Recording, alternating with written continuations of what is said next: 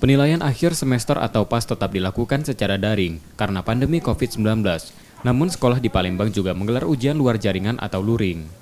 Hal itu dilakukan untuk memberikan kesempatan siswa yang tidak memiliki peralatan online. PAS luring ini mengharuskan orang tua siswa datang ke sekolah mengambil soal ujian, kemudian dikumpulkan kembali di hari yang sama. SMP Negeri 45 Palembang salah satunya. Dari keseluruhan siswanya, 4% siswa harus mengikuti PAS luring.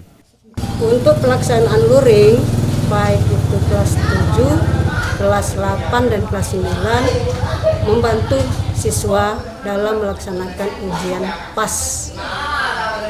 Ini kami bekerjasama dengan wali murid yang ikut luring di SMP Negeri 45 Palembang ini. Dari kelas 7, kelas 8, dan kelas 9 berkisar lebih kurang 4% yang ikut luring. Penilaian akhir semester daring tetap menemui hambatan terutama masalah teknis saat pengerjaan soal ujian. Nur Muhammad, Kompas TV, Palembang.